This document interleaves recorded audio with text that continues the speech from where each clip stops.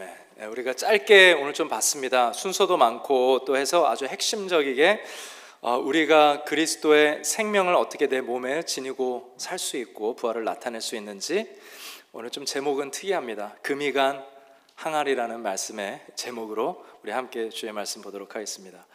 예수님과 우리의 관계를 사람들이 참 여러 가지로 표현을 합니다. 그렇죠? 성경엔 뭐라고 표현을 할까? 성경에는 예수님은 누구라고 나와 있어요? 포도나무라고 나와 있잖아요. 그러면 우리가 누구죠? 가지라고, 브랜치라고 그렇게 표현이 됩니다. 그 다음에는 예수님이 목자시다라고 했을 때 우리는 누구죠? 양이라고 그렇게 표현이 됩니다. 어느 찬양에서, 이제 성경이 아니라 찬양에서 제가 발견한 건데, 현대 찬양인데 거기에 아주 제가 좋아하는 찬양인데, 이 외국 찬양에 이렇게 고백을 하는 거 있습니다. 나는 하얀 캔버스입니다. 그리고 하나님은 페인터십니다. 아티스트입니다. 나를 사용하셔서 그림을 그려가시는 분입니다 라고 하면서 그렇게 고백하더라고요. 또 어떤 사람에게는 이렇게 고백을 했는데, 내가 산을 오르는 등반가라면, 내가 산을 오르는 사람이라면 하나님은 나를 가이드 해주시는 분이다. 자, 이제 여러분들에게 한번 여쭤보도록 할게요. 여러분들은 하나님은 어떤 분이고, 여러분들 자신은 어떠한 존재이고 사람이고, 또 어떠한 물건일지, 아니면은 어떠한 생명일지, 어떠한 피조물일지 여러분들은 어떻게 표현하시겠습니까? 저는 이 생각을 해보면서 오늘 바울의 표현을 봤을 때, 야, 이건 정말 아무도 생각해보지 못한 그런 표현이다라는 생각을 하게 됩니다. 바울이 오늘 7절에 이렇게 고백을 합니다. 7절을 우리가 슬라이드로 보면, 우리가 이 보배를 treasure, 우리가 보배를 담았는데 질그릇에 가졌다. In jars of clay. 우리가 treasure를 가지고 있는데 in jars of clay. jars of clay라는 아주 유명한 또 80년대의 크리스찬 그룹들도 있습니다. 이게 너무나 훌륭한 표현인 것 같아요. 그렇죠? 나는 질그릇이다. 그리고 하나님은 보석이다, 보물이다 라고 표현을 하고 있습니다. 바울이 이 책을 썼을 때, 고린도후서를 썼을 때 굉장히 힘들어 했었어요. 이 고린도후서는 눈물의 편지라고도 합니다. 근데 이 눈물의 편지를 쭉 읽어보다 보면은 바울이 이런 표현까지도 해요. 내가 이제는 살 소망이 없다라고 얘기를 해요. 나는 살 소망이 없다라는 고백을 해요. 여러분 그런 경험을 하신 적 있으세요? 살다가 너무 힘들어서 내가 내일은 죽겠다, 내가 이제 몇 개월 있으면 죽겠다라고 하는 살 소망이 끊어졌다고 그렇게 얘기를 합니다. 그리고 오늘도 사실 7절을 읽었지만 8절과 쭉 연결되는 말씀을 보면, 우리가 사방으로 나는 우겨싸움을 당한 적이 있다, 답답한 일을 당한 적이 있다, 박해를 당한 적이 있다, 거꾸러뜨림을 당한 적이 있다. 근데 바울의 고백은 그겁니다. 질그릇에 기스가 나도 괜찮아, 금이 가도 괜찮아, 깨져도 괜찮아, 보석이 안전하게 있으면 질그릇이 금 가는 것은 그렇게 중요하지 않다라는 거예요. 질그릇이 좀 더 금이 가서 뭐가 깨져나가도 그것은 중요하지 않다라는 겁니다. 정말 중요한 것은 내가 복음을 이렇게 품고 있다라는 거, 예수 그리스도를 품고 있다라는 거. 그러면 고난 때문에 스크래치가 나는 것도 괜찮다고 그렇게 고백을 합니다. 그러면서 우리가 읽은 마지막 구절에 뭐라고 하는지 우리 큰 목소리로 한번 10절을 고백해 보도록 하겠습니다. 시작. 우리가 항상 예수의 죽음을 몸에 짊어짐은 예수의 생명이 또한 우리 몸에 나타나게 하려 함이라. 이 고난을 쭉 겪다가 보니까, 이 고난이 지나가다 보니까 이것이 곧 예수의 생명이 되더라는 거예요. 예전에 사람을 아주 잔인하게 죽이는 방법이 있었습니다. 죽은 사람과 끈으로 묶어버리는 거예요. 너무나 잔인한 거죠. 그러면서 이 죽은 사람과 연결돼서 같이 썩어져 가게 만드는 거예요. 예수님과 바울은 함께 묶였습니다. 근데 자기 몸이 썩어져 갈 줄 알았는데, 이 고난 때문에 살 소망이 끊어졌는데, 시간이 지나가다 보니까 나중에 예수님이 사니까 나도 그 생명의 영향력을 받게 된다는 겁니다. 고난이라는 것, 우리가 부활을 찬양하고 예수님을 찬양하지만 우리가 그 진리를 말로 찬양하고 끝나는 것이 아니라 바울은 진정한 부활의 신앙을 살아냈던 것이에요. 그것을 어떻게 살아냈느냐? 바울은 고난 가운데서도 보아와 같은 그리스도를 닮고 내가 우겨싸움을 당해서도 박해를 당해도 답답한 일을 당해도 걸어갔더니 이 내가 죽을 줄 알았는데 소망이 끊어진 줄 알았는데 결국 나중에 도달해 보니까 예수의 생명으로 내가 가득 차게 됐다라는 겁니다. 우리가 부활의 신앙을 살아가는 것을 바로 오늘 이 본문 말씀에서 우리가 배울 수 있습니다. 바울은 어려운 일이 있어도 예수 그리스도의 복음만 안 건드려지면 내가 어떻게 되든 상관이 없고 뭐가 금이 가도 깨져도 괜찮다라는 거예요. 거기서 자기의 아이덴티티를 찾았습니다. 내가 누구인지, 나는 질그릇이다, 정확하게 찾아낸 것이죠. 그러니까 생명을 담고 사는 사람이 됩니다. 하나님이 누구신지 분명히 알았죠. 그러니까 이 사람은 항아리를 꾸미는 사람이 아니라, 질그릇을 꾸미는 인생이 아니라 질그릇에 S, P, R 이렇게 하면서 스프림을 적어내는 게 아니에요. 스프림 브랜드 없어도 I'm okay가 되는 것이고, 나이키 브랜드 거기다 적지 않아도 괜찮고, 명품 브랜드 걷다가 적지 않아도 괜찮다라는 거야. 나 어디 학교 나왔어 질그릇에 적지 않아도 괜찮다라는 겁니다. 우리가 질그릇의 인생이 됐을 때 거기에 뭘 적는다고, 뭐 거기에 보석을 박는다고, 결국 질그릇인데 흙으로 돌아갈 인생인데 우리가 어떻게 하겠습니까? 근데 바울은 살면서 내 아이덴티티가 이 항아리에 보석을 담은 그것으로서 자기 아이덴티티를 생각했습니다. 첫 번째 그림을 보여주시면 바로 이 그림. 참 마음이 안타깝지만 계속 좀 AI를 사용하게 되는 것 같아요. 얘는 또 AI한테 한번 그려보라고 했더니 잘 이렇게 그려서 한 4-5번 실수하고 좋은 그림이 나와서 사용하게 됐습니다. 편해진 것 같아요, 세상이. 우리는 또 이걸 사용해서 복음이 더 잘 전해지면 되는 것 같습니다. 헨리 나우엔이라는 분이 계세요. 이 그림 그냥 보여주고 계시면 됩니다. 헨리 나우엔이라는 분이 계신데 이분이 하버드에서 명문대에서 공부를 하시고 하버드의 교수였습니다. 근데 이분의 삶이 쭉 공부를 잘해오고 잘 가르쳐오다가 이분의 마음에 큰 회의감이 들기 시작했어요.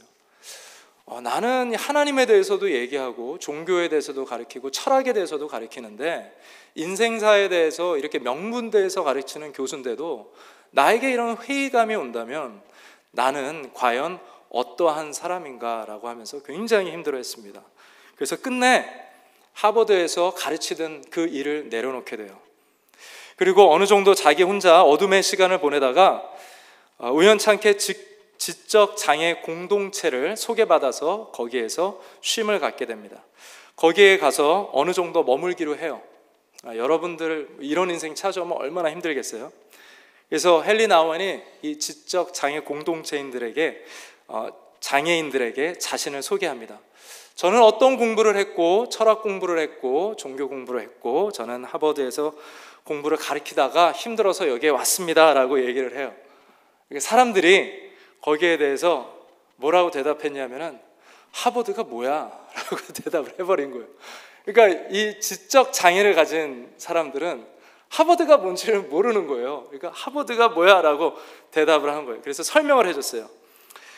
지성인들이 공부하기 위해 가는 대학이라고 설명을 해줬습니다.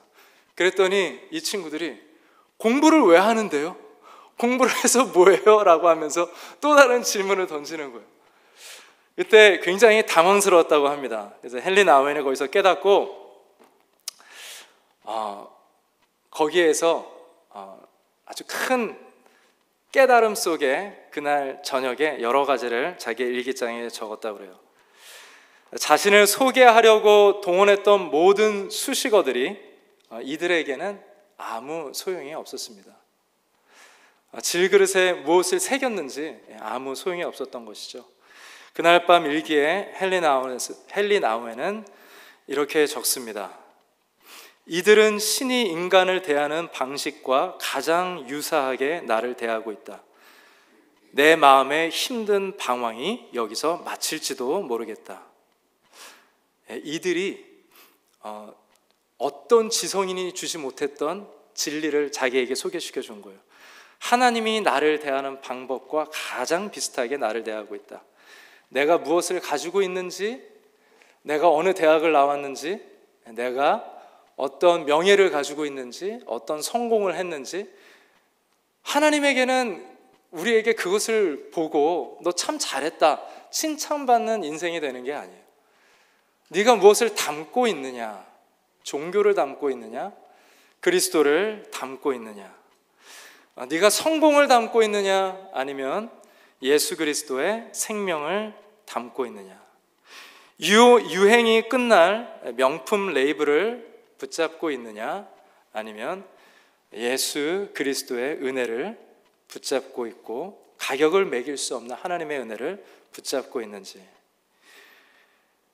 헨리 나우엔은 자기가 담은 보화를 아주 깊이 묵상하는 특별한 사람이 되어서 많은 사람들에게 질그릇을 자랑하는 사람이 아니라 끝내 그 보석에서 나오는, 보화에서 나오는 능력을 나타내는 사람이 되었습니다. 참 맞는 말입니다. 신이 인간을 대하는 방식과 가장 유사하게 나를 대하고 있다. 여러분들은 어떻게 자녀들을 대하고 있습니까? 하나님이 여러분들의 아들, 딸을 대하는 방식으로 대하고 있는지, 아니면 자꾸 여러분들 자녀들의 인생에 보석 하나 한번 박아보려고 그 한 작은 다이아몬드 하나 박아놔서 햇빛 비치는 날 그 영광의 빛을 내 아들이 한번 비춰봤으면 좋겠다, 손흥민처럼 한번 비춰봤으면 좋겠다라고도 생각할 수 있고, 김연아 같이 한번 비춰봤으면 좋겠다, 그런 생각을 할 수도 있고, 우리 나라를 위해서 또 그렇게 비춘다면 그것도 영광이고 너무나 훌륭한 것이죠. 하지만 우리가 거기에만 집념하는 것이 아니라 하나님은 우리에게 그릇으로 인생을 만들어 주셨는데 거기에 무엇을 담을 수 있는지 여러분들이 그것을 생각해내고 그 답을 찾을 때 예수 그리스도의 고난을 참여하면서 바로 예수 그리스도의 생명에 참여할 수 있는 사람이 됩니다. 고난 주간을 통과해서 부활절이 있듯이 예수 그리스도의 고난에 참여하는 삶이 되어질 때 여러분들의 삶에 예수 그리스도의 생명이 넘쳐나는 인생이 되기를 바랍니다. 저는 실제적인 세 가지를 여러분들에게 좀 강조해 보려고 해요. 이 외에도 굉장히 많습니다. 여러분들은 그럼 내가 어떻게 해야 될까라고 한번 생각해 보시기 바랍니다. 이렇게 담기 위해선 저는 지금 모여 있는 것처럼 함께 예배하기를 힘쓰고 여러분들의 공동체가 반드시 있어야 됩니다. 여러분들이 형제, 자매라고 부르는 공동체가 반드시 있어야 됩니다. 거기는 병원이기 때문에 또 죄인들이 있기 때문에 시끄러울 수 있지만 하나님께서는 그 연약함을 통하여서 굉장히 놀라운 신비로 여러분들을 치료하시고 온전하게 만들어 가실 것입니다. 두 번째는 여러분들 교회 다니시면서 종교를 만들어 가지 마시고 복음을, 완성된 복음을 찾아가시고 알아가시고 복음을 담을 수 있는 여러분들 되시길 바랍니다. 그리고 세 번째는 고난에 여러분들 마침표를 찍지 마시고 작은 선 하나 더 거서 이 피리드로 마침표로 끝나는 것이 아니라 커마로, 쉼표로 여러분들이 그렇게 만드셔서 고난 후에 분명히 생명이 나에게 온다라고 여러분들이 고난을 대할 수 있는 여러분들이 되길 바랍니다. 마지막으로 한 이야기로 오늘 말씀을 마칠 텐데요. 한 소녀 아이가 항상 가족들이 마실 물을 위해서 물을 강가에서부터 길러왔습니다. 긴 막대기를 어깨에 이렇게 딱 메고 한쪽에 온전한 물 항아리, 또 한쪽에는 지금 보이는 사진처럼 살짝 금이 가고 깨어진 물이 새는 물 항아리, 이것을 양쪽에 메고 물을 가득 담아서 강에서 집으로 항상 이렇게 오갔습니다. 한쪽은 온전했는데 한쪽이 금이가 있잖아요. 그러니까 이 소녀가 집에 도착할 때쯤 되면 항아리의 물은 항상, 이 깨어진 항아리의 물은 반밖에 물이 남지 않았습니다. 시간이 흐른 다음에 금이 간 항아리가 자신이 제 역할을 제대로 못하는 것이 부끄러워서 좀 죄책감이 들어서 소녀에게 낙심한 모습으로 이렇게 물어봅니다. 왜 물이 새는 나를 계속 사용하세요? 왜 새 단지로 바꾸지 않으세요? 라고 해서 이렇게 물어보는 거예요. 왜 깨어진 나를 계속해서 버리지 않고 사용하십니까? 소녀는 웃으면서 미소를 띠며 이렇게 대답했습니다. 우리 집과 강 사이 길을 따라 자라는 아름다운 꽃들이 너는 보이니? 그 다음 슬라이드를 이제 보여주시면 됩니다. 그리고 우리가 집으로 돌아올 때 네가 달려있는 쪽 길가에만 꽃들이 자라는 것도 보았는지는 모르겠구나. 우리가 집으로 돌아오는 동안 네가 물을 줄 것을 알았기 때문에 나는 봄마다 그쪽 편 길가에만 꽃씨를 심었단다. 일부러 꽃씨를 거기에 이렇게 심어 놓은 거예요. 지난 수년 동안 나는 그 꽃들을 꺾어서 집안을 향기와 아름다움으로 가득 채우곤 했어. 너 없이는 불가능했던 일이야. 흠이라고 생각했던 것이 실은 우리 모두에게 선물이었단다라고 얘기를 해줬습니다. 하나님께서 그분의 목적을 이루시기 위해 줄곧 인간의 불완전함을 사용하시기로 작정했다는 것은 우리에게 언제나 놀라운 것이 되어집니다. 하나님께서는 깨어진 질그릇을 사용하시는 것을 기뻐하십니다. 그리고 그 깨어진 것을 사용하셔서 굉장히 특별하게 여러분들에게 광야에 꽃을 내게 되어지고 광야에 향기를 내게 되어지는 그 놀라운 일로 여러분들의 인생을 하나님께서는 사용하실 수 있습니다. 그런데 우리가 해야 될 일은 반드시 있죠. 주님과 함께 동행하고 주님이 채워주시는 것으로서 체험을 받고, 그랬을 때에 우리는 하나님에게로 체험을 받아서 여러분들의 일터의 향기가 나기 시작하고 여러분들의 가정의 향기가 나기 시작하고, 깨어진 가정 같지만 주님이 함께 해주실 때 거기에 꽃이 자라기 시작하고, 우리 교회에 깨어지고 과거에 아픔이 있는 사람들이 너무나 많고 소망이 끊어진 것과 같지만 또 앞으로 우리 교회를 하나님이 어떻게 물을 채워서 생명을 가득 채우는 교회가 될지, 우리가 그 주님을 소망하고 찬양하는 귀한 부활주일 되길 바랍니다. 고린도후서 4장 7절, 오늘 본문 말씀 첫 구절과 마지막을 읽고 마치겠습니다. 우리가 이 보배를 질그릇에 가졌으니 이는 심히 큰 능력은 하나님께 있고 우리에게 있지 아니함을 알게 하려 함이라. 우리가 항상 예수의 죽음을 몸에 짊어짐은 예수의 생명이 또한 우리 몸에 나타내게 하려 함이라. 기도하겠습니다. 깨어진